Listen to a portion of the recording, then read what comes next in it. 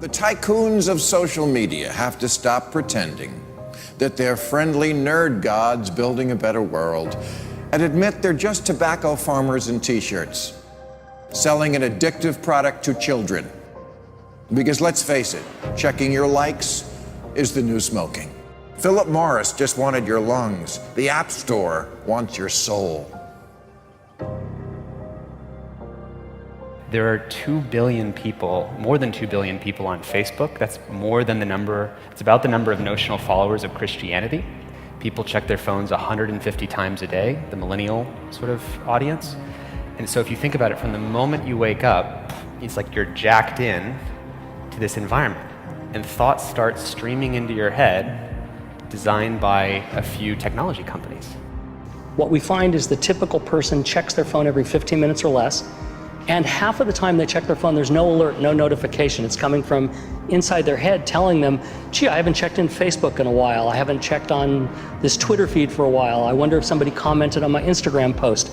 That then generates cortisol, and it starts to make you anxious, and eventually your goal is to get rid of that anxiety, so you check in. And apparently we feel stressed when we can't get our phone or when our battery is about to die. You probably know this feeling. And a research done in Australia among 3,000 people under the age of 30 found that 9 out of every 10 admit to feel this anxiety while having his battery dying. Steve Jobs revolutionized the entire world with the iPhone, and he never let his children use it because he did not want them dependent on technology. Right now, an infant is getting their first laptop that's soft and squishy and makes noise.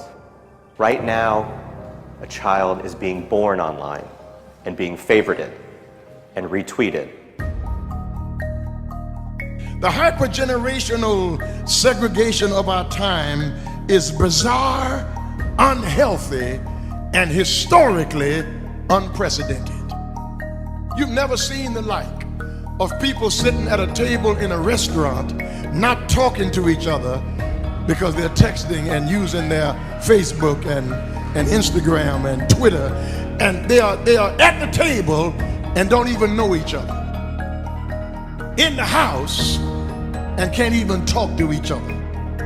And the pressure that's on us to be like everybody else is so great that everybody tries to live like they're in a reality show. As a culture, we don't have enough in common anymore.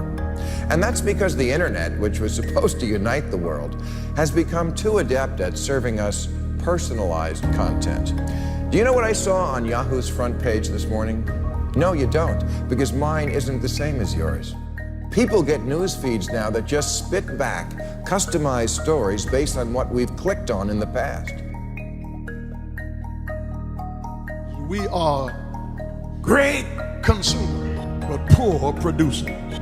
We will buy what we can't afford with money that we don't have to impress people we don't even know, trying to be like everybody else. Get off of Facebook and put your face in a book.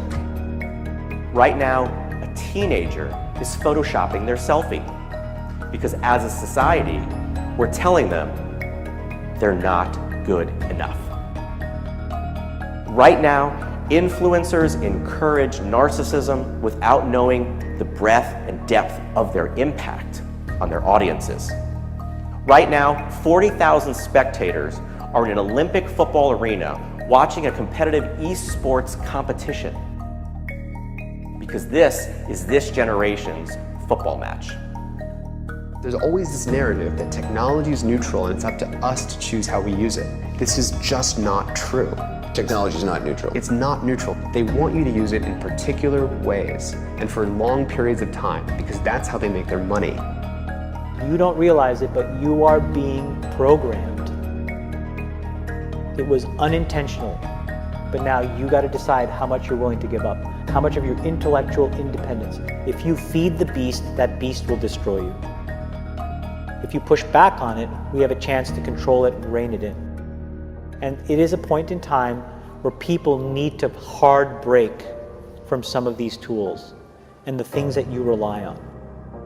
The short-term dopamine-driven feedback loops that we have created are destroying how society works.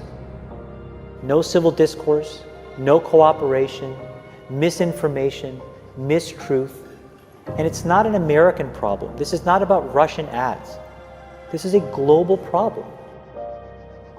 I challenge everyone to try going 1 week without social media.